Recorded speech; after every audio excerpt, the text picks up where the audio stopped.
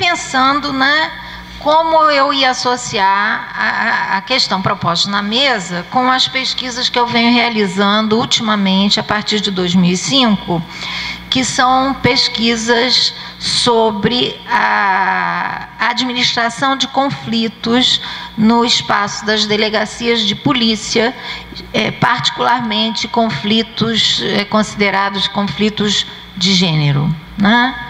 Violência sexual, violência doméstica. Então, eu estou trabalhando isso desde 2005, no NUFEP, que é o Núcleo Fluminense de Estudos e Pesquisas da UF, que eu participei da fundação dele, e dentro de, a partir de financiamento, né, de CNPq FAPERJ, em 2 editais, o Pronex e o edital Institutos de Ciência e Tecnologia. Então, hoje esse projeto está ligado, né, também ao Instituto de Administração Institucional de Conflitos, que é o INCT da UF. Bom, eu iniciei esse trabalho quando eu estava cedida pela minha universidade no Instituto de Segurança Pública, no qual eu tive o prazer, né, de ter Rogério na minha equipe. E o trabalho foi pensado sobre as delegacias de mulher por conta da comemoração em 2006, dos 20 anos do estabelecimento da primeira delegacia especializada de mulheres no estado do Rio de Janeiro. Tá? Como é que foi feita essa pesquisa? Uma pesquisa histórica, documental, e também uma pesquisa etnográfica complementada por entrevistas semi-estruturadas. Nós tivemos, então, várias entrevistadas que eram, à época, e muitas são, militantes do movimento feminista, já que essa delegacia surge como uma resposta do Estado a reivindicações do movimento social, particularmente, né, do movimento feminista brasileiro. Aí eu resolvi, então, falar sobre ditadura, democracia e gênero, né? Bom, até porque essas falas, né, localizavam a gênese do processo que vai desembocar na criação das DEAN nesse momento da ditadura. Tá?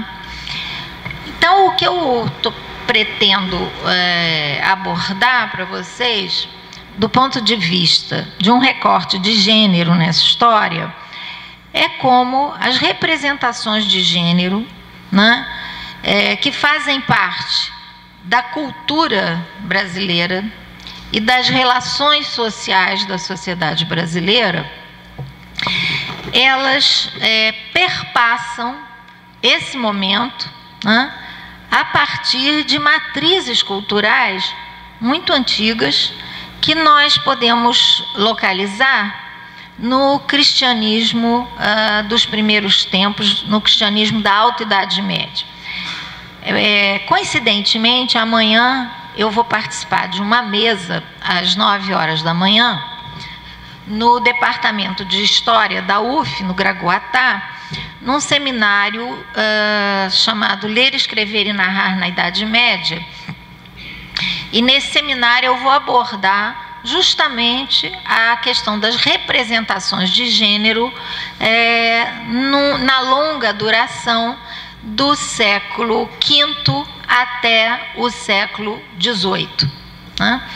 Então, eu resolvi casar essa minha preocupação com esse tema e apresentar essas questões no momento, né, nos anos 60, 70 e início de 80, quer dizer, no momento em que você tem a constituição de um Estado militarizado, né, do regime de ditadura militar, e o processo, então, de redemocratização. A criação da primeira DEAN se dá no ano de 86, no primeiro governo de Leonel Brizola, né, logo em seguida a implantação de um serviço semelhante no ano anterior, 85, no governo de Franco Montoro, em São Paulo. E ambas, né, as unidades resultaram de uma intensa campanha promovida pelos movimentos de mulheres no Brasil, a partir de princípios nascidos na luta, né, dos movimentos sociais abrigados sob a bandeira do feminismo nos Estados Unidos, na Europa e em outros países da América Latina. E apesar das diferenças entre estratégias e ideias decorrentes, né, dos processos históricos peculiares de cada país e das divergências internas verificadas entre cada um dos movimentos, nascidas dos confrontos entre grupos com interesses diferentes, algumas ideias comuns nortearam as mulheres engajadas nesse processo, né? E entre essas ideias, nos anos 60, desponta, né, uma questão que é colocada através de um slogan que é fundamental no caminho que esse movimento vai tomar, que é o seguinte: o pessoal é político, né? Quer dizer, a importação dessa ideia, né, no Brasil, dessa bandeira de luta, ela vai colocar em xeque representações de gênero, né, que configuravam um modelo ideológico de família, né, a tão falada família patriarcal, né, e questionava, né, a importação dessa ideia, questionava diretamente essas representações de gênero, né, num momento em que o estabelecimento da ditadura militar reprimia todos os movimentos sociais, com acusações que transitavam entre o político e o moral, que eram muitas vezes confundidos, né?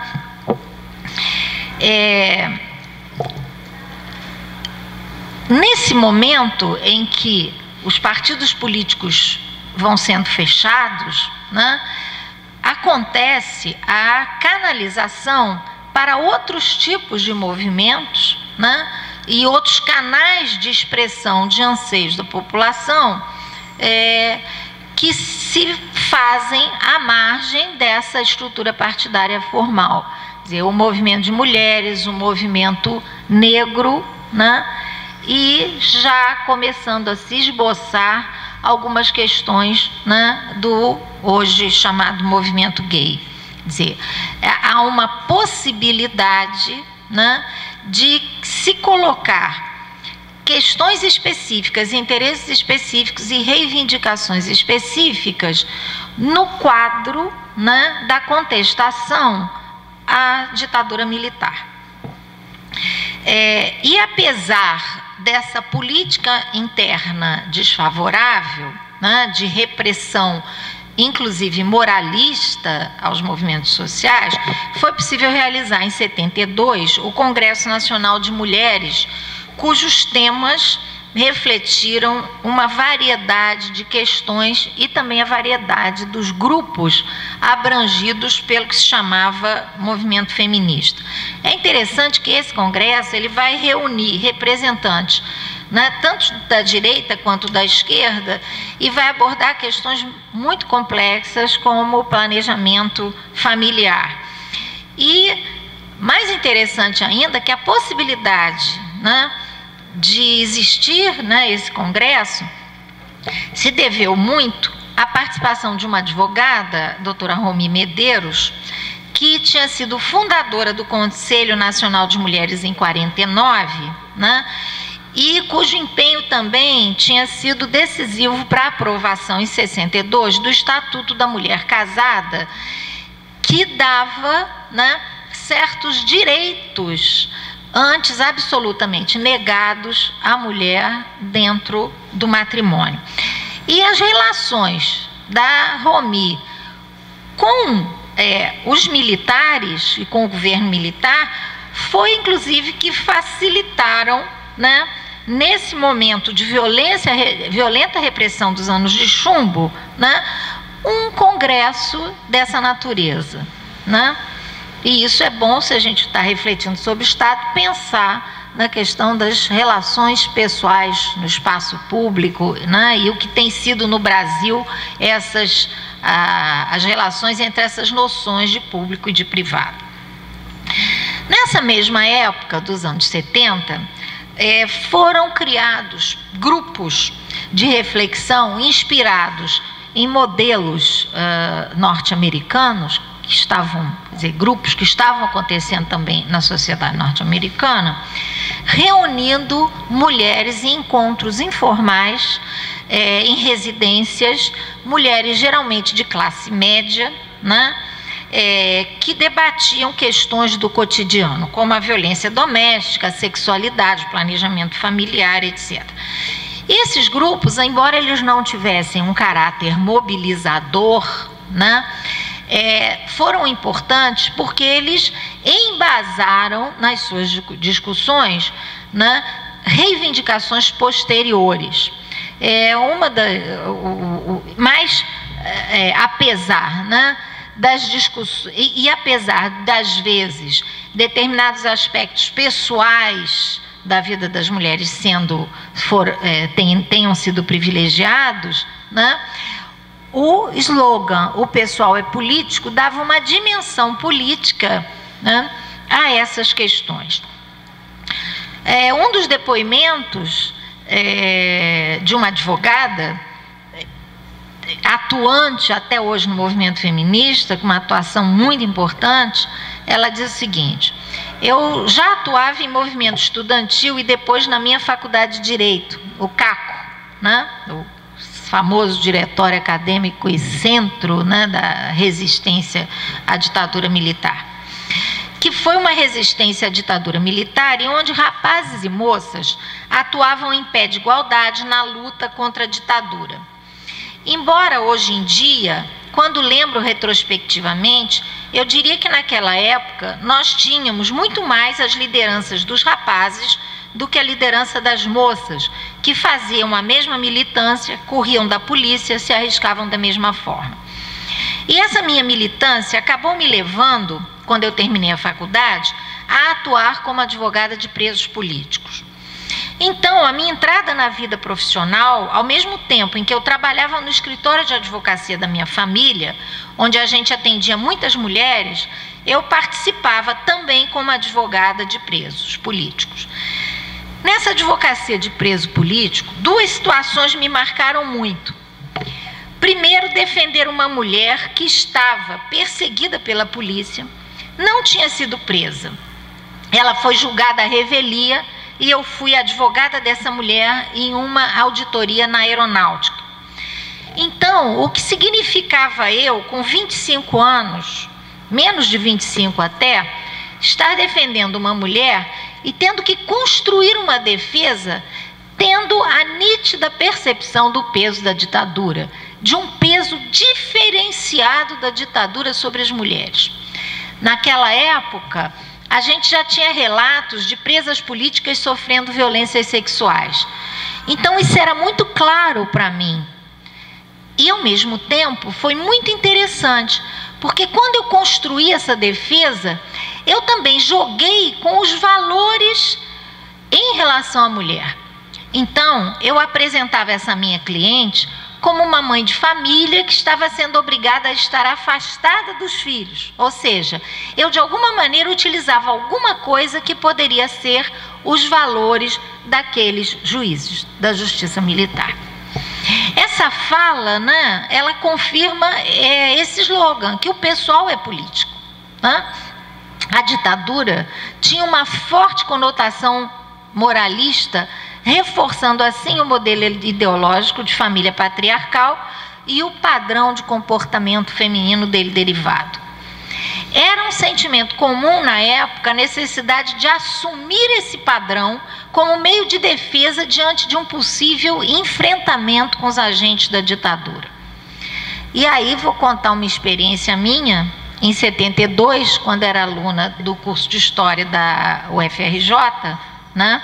Uma UFRJ já massacrada pelo regime militar, ao saber que um grande amigo meu tinha sido preso, né? E me sentir ameaçada, na medida em que não se sabia naquele momento se de fato já estavam prendendo apenas, né, já tinham informações que os levassem a prender apenas pessoas, né, que de fato estivessem envolvidas, engajadas em grupos organizados, ou se a trama da rede era grossa, né? E aí, pelo fato desse meu relacionamento com ele e pelo fato de nós termos um grupo de estudo, né, em que se lia autores como Althusser, e às vezes Althusser, né, na leitura mais engajada, né, na questão da revolução, como a Martha Hanecker, né? Então, nesse momento, uma das providências que eu tomei para vocês, quer dizer, vocês que são dessa geração, tentarem um pouco entender o que era esse clima, uma das providências que eu e uma colega, que fazíamos parte desse grupo de estudos, que não estava vinculado a nenhum movimento organizado, e esse amigo nosso fazia parte também, uma das providências que nós tomamos era passar a ir de sutiã para a universidade. Por quê? Porque o movimento feminista tinha abolido os sutiãs, né, queimados em praça pública, não no Brasil, não tenho referência a isso, mas nos Estados Unidos, né, pelas feministas como símbolo da submissão feminina. E nesse momento não usá-los representava uma postura política, mas ao mesmo tempo, né, lida de forma moralista e não política pela ditadura, ou moralista / política. Como afirmou Ana Maria Collin no livro A Resistência da Mulher à Ditadura Militar, a repressão busca a desconstrução do sujeito político feminino, atribuindo-lhe a condição de indivíduo desviante, caracterizando essa mulher como puta comunista. Ambas as categorias são desviantes dos padrões estabelecidos pela sociedade que enclausurava as mulheres no mundo privado e doméstico. Por outro lado, o depoimento citado, né, da advogada denuncia também o fato de que as relações de gênero em meio à militância estudantil de esquerda não haviam rompido totalmente com este padrão, com essas representações que eram as representações da ditadura militar, pois as moças continuavam a ter um papel secundário, atuando sobretudo como tarefeiras, né? E não como aquelas que pensavam e decidiam os rumos do movimento, apesar de correrem como tarefeiras os mesmos riscos que os rapazes. Num artigo muito interessante, a professora Raquel Soietti, também aposentada aqui do Departamento de História da UF, analisou as reações do jornal O Pasquim frente ao feminismo entre fins dos anos 60 e 80. Né? O Pasquim foi um dos baluartes, né, de uma resistência à ditadura, né, mas uma resistência que namorava a contracultura americana à época, né, e o humor era a grande arma do Pasquim, né, com homens como Ivan Lessa, Milor Fernandes, Paulo Francis, Jaguar, né, o grande machista Jaguar, né? Enfim, e o que Raquel vai dizer é o seguinte: boa parte de seus membros, né, desse jornal, inspirada na contracultura norte-americana, afastava-se do dogmatismo de muitos marxistas, caracterizando uma pluralidade ideológica suprapartidária e voltando-se para o combate ao autoritarismo e à crítica de costumes. Mas, paradoxalmente, a sua crítica mordaz atingiu as mulheres que recusavam os padrões de feminilidade da época. Quer dizer, mesmo as representações de gênero tradicionais resistiam mesmo à contracultura. Essas mulheres que reivindicavam direitos sociais a partir de uma categoria que vai tomar força na medida em que o regime vai se modificando, que é a categoria de direitos humanos, utilizada para um conceito feminista de direitos humanos das mulheres, que consideravam que o conceito de direitos humanos não era suficiente para dar conta de seus interesses. Quer dizer, nós estamos aí frente a um movimento, depois caracterizado como pós-modernismo, de fragmentação dos sujeitos sociais. E os militantes do Pasquim, dessa vanguarda intelectual da esquerda, ridicularizavam as mulheres, chamando as feministas de masculinizadas, feias, despeitadas, depravadas, promíscuas. E a zombaria era, de fato, a arma de crítica mais utilizada no jornal.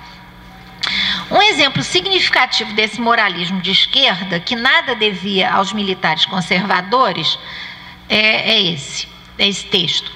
Por serem emancipadas e se terem dado assombrosamente bem na emancipação, elas, as feministas, resolveram que não bastava só deitar com quem bem entendesse, pois o que se chama de emancipação é, em geral, deitar com quem bem entender. E resolveram deitar filosofia. Então, esse deboche, e também reiteram estereótipos contestados pelas mulheres da época sobre a estreia da jornalista Mônica Rist como humorista do jornal. Afirmam: é muito bonitinha, de maneira que não precisava saber ler e escrever. Na entrevista com Betty Friedan, liderança do movimento norte-americano reconhecidamente feia, que tinha vindo ao Brasil em 71 para o lançamento da versão em português do seu livro A Mística Feminina, publicado em 63, os intelectuais reunidos no Pasquim apresentam a sua visão do feminismo. Entre as perguntas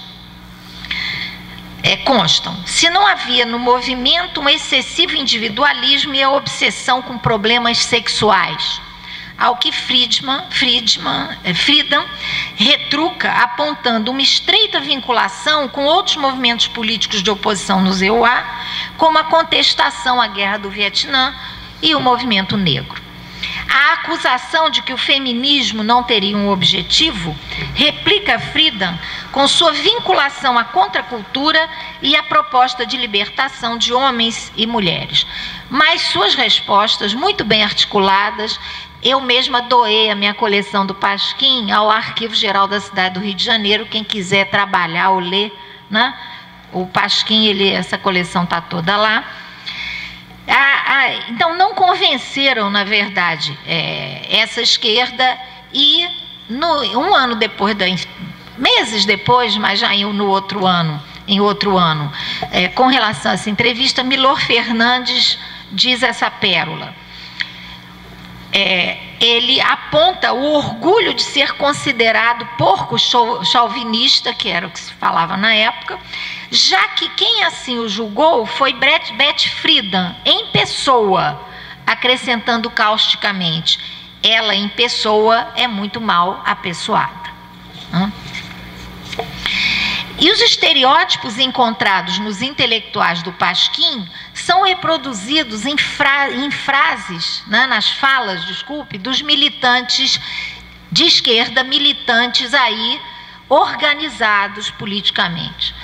A mulher bonitinha, mais bonequinha, não entrava, ficava de fora. E a mulher sapatona, feia e tal, principalmente da ala trotskista, essa tinha muito no movimento.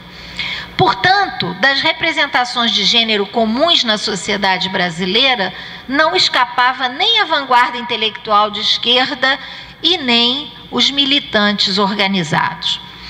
Eram comuns, nessa época, as discordâncias entre as organizações de esquerda e esses movimentos que agregavam segmentos sociais particulares que defendiam interesses específicos, como o movimento negro, os movimentos de mulheres. Ainda fala a mesma depoente: Era um grupo de mulheres que estavam querendo discutir a condição da mulher em plena época da ditadura, em 74. Mulheres que estavam sentindo um mal-estar, estavam tentando ter um protagonismo na política em um sentido mais amplo.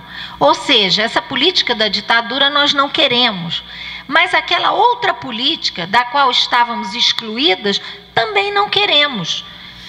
Queremos incluir na questão política a questão da mulher, e nesse sentido a gente tinha uma discordância com a esquerda, da qual quase todas éramos originárias, ou seja, aquela coisa da contradição principal.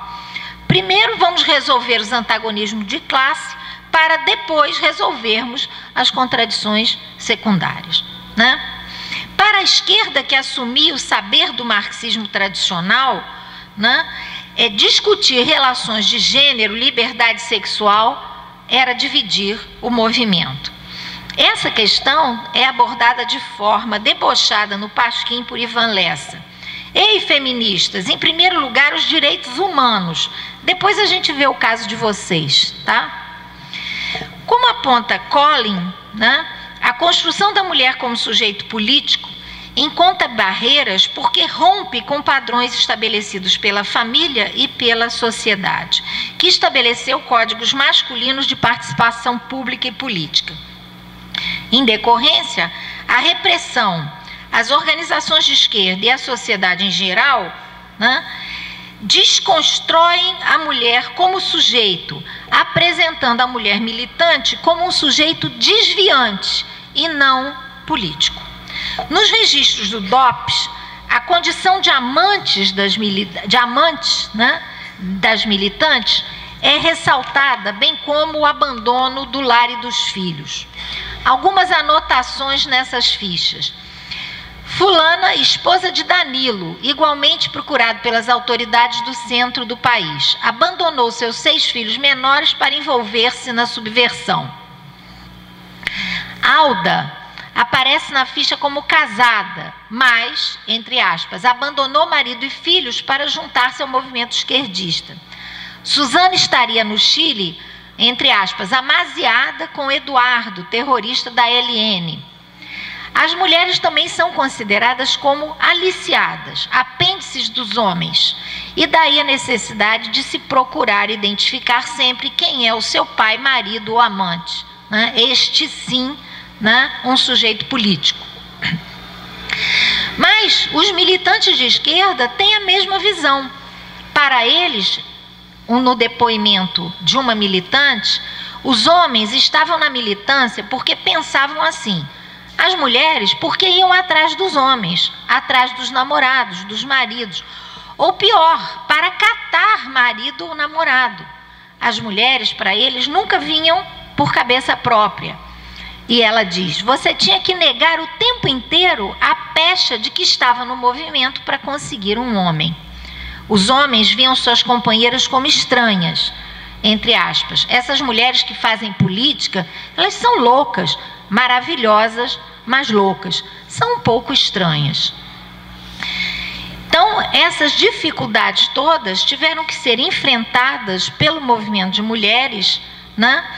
Mas, ao mesmo tempo, você tinha, do ponto de vista internacional, uma conjuntura favorável, porque a ONU declara 1975 como o Ano Internacional da Mulher, que iniciava a década da mulher, né? E com esse respaldo, nesse mesmo ano, a Associação Brasileira de Imprensa realizou um grande congresso chamado O Papel e o Comportamento da Mulher na Realidade Brasileira, reunindo lideranças, fortes lideranças feministas, né? Desse encontro nasceu o Centro da Mulher Brasileira, que só durou até 79, mas teve um importante papel, né, dentro do movimento, apesar de ter dificuldade para conciliar diversas tendências do movimento, classificados por Célia Regina Jardim Pinto como liberal, marxista e radical. Em um período de dura repressão política, era compreensível que o movimento feminista, como os outros movimentos sociais, procurassem ser aparelhados, e mesmo que essa influência viesse da esquerda, como se deu mais tarde pela ligação do Centro da Mulher Brasileira com o Partido Comunista Brasileiro, né? Data dessa época também, de fins de 70, um novo slogan que levou às ruas um grande número de mulheres: quem ama, não mata. Essa expressão surgiu da afirmação de Doc Street, assassino de Ângela Diniz, de que matara por amor. Esse foi um processo, né, em que Evandro Lins e Silva defendeu o réu, que saiu não só absolvido, mas aplaudido, né, do Fórum de Cabo Frio, e teve o julgamento revertido pela manifestação pública do movimento feminista, né? É emblemático porque a vítima, nesse caso, ela foi absolutamente desqualificada, achincalhada, né? Colocada como, na verdade, a autora, né, do pior delito, que era um crime contra a honra desse homem, desse assassino, né? Nos anos 80, a gradual abertura política, né, permitiu, então, a aproximação do movimento feminista com o Estado, né? As feministas realizaram vários atos públicos e, no primeiro governo do Brizola, então, retornado do exílio, né, marcado por um forte diálogo com os movimentos sociais, abre-se o espaço, finalmente, para a constituição dessa primeira delegacia feminista da mulher, a partir desses conceitos do feminismo. E também, na Constituinte de 88, as feministas conseguiram aprovar em torno de 80% de suas demandas, constituindo o setor organizado da sociedade civil que mais vitórias teve. Esse movimento foi conhecido como lobby do batom, né? Então, vai ser no governo Brizola que, antes de criar essa delegacia, tinha criado o Conselho de Justiça, Segurança Pública e Direitos Humanos, né, em que havia uma comissão especial de defesa dos direitos da mulher, né? Em 85, então, seria implantado no âmbito da Polícia Civil, primeiro, um centro policial de atendimento à mulher, que não era uma delegacia, mas que encaminhava os casos de violência de gênero e doméstica e sexual para as delegacias, dando um atendimento diferenciado, né? Depoimentos de delegadas que foram titulares dessa DEAN dizem, por exemplo, na época da Marli Preston, a primeira delegada de DEAN, quando davam saída no rádio, as mulheres, entrava alguém e fazia uma piada do tipo: é melhor você dirigir um tanque, né? No rádio, né, diziam o seguinte: vai para casa lavar roupa, fazer comida, não sei o quê, né?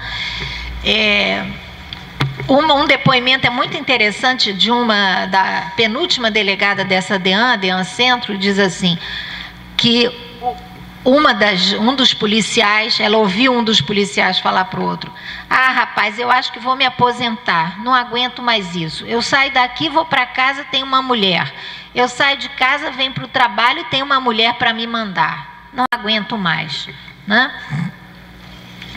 Então, percebe-se que essas representações de direitos de gênero, elas estão presentes na polícia e constituem, até hoje, né, um fator que é um obstáculo para que essa política pública de gênero na área de segurança alcance as metas, né, para o seu entendimento, que foram propostas em 1986, né? Então, eu queria ressaltar né, é exatamente a presença em vários segmentos da sociedade, em época de ditadura, em época de redemocratização, né, em época de democracia, não podemos talvez dizer plena, mas não podemos negar que vivemos numa democracia, dessas representações de gênero que desqualificam a mulher, inclusive, como um sujeito político. É isso, muito obrigada.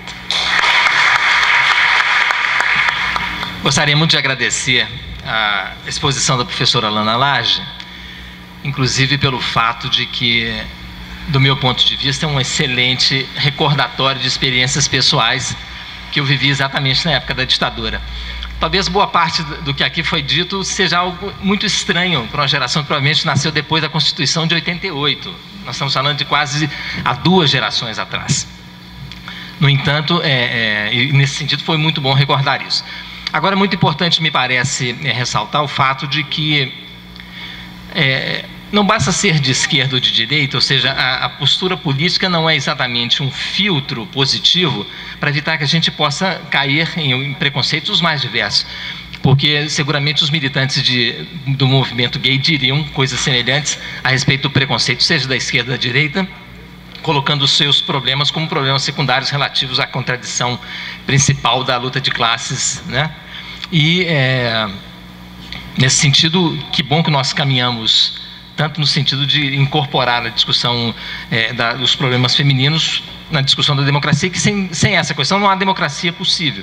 Embora a tradição, digamos, de esquerda tenha vários exemplos, a Alexandra Kollontai, a ex-mulher do Lenin, a Krupskaya, etc., que já discutiam questões feministas no movimento marxista, no movimento de esquerda, muito tempo antes que nós tivéssemos aqui um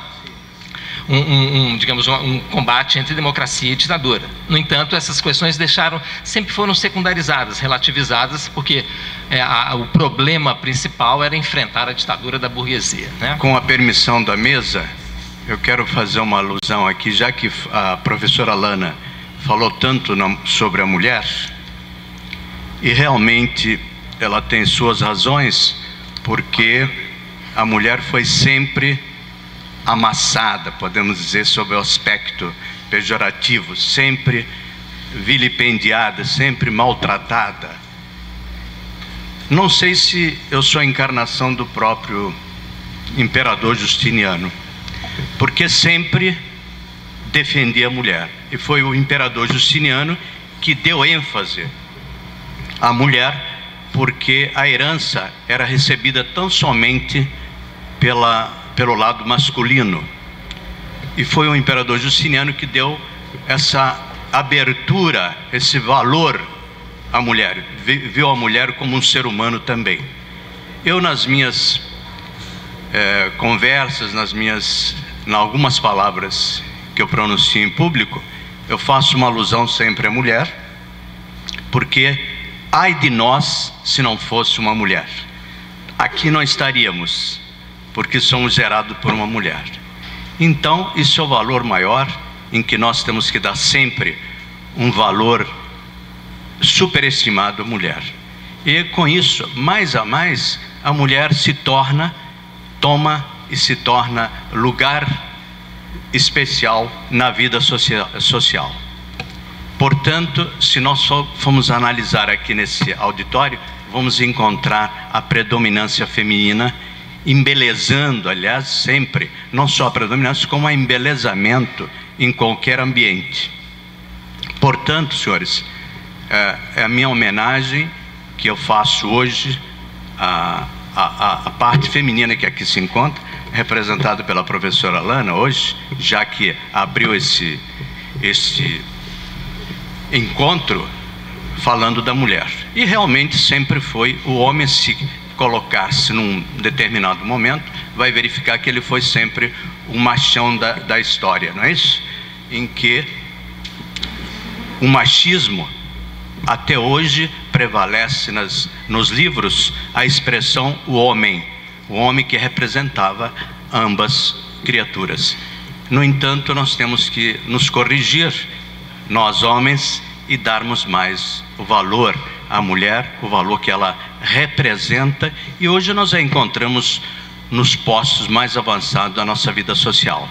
Portanto, além de homenagear, que já foi falado, aos alunos, aos acadêmicos de Macaé, representado hoje por uma quinzena de alunos que estão aqui presentes, fizeram um esforço hercúleo em vir para cá, e noto ali nesse grupo, temos o quê? Temos um somente representando dos homens, que lá está, e o resto tudo mulheres. Quer dizer, então, para verificarmos, a vocês de Macaé, nossas homenagens. Perfeito? Já o professor Rogério já falaram.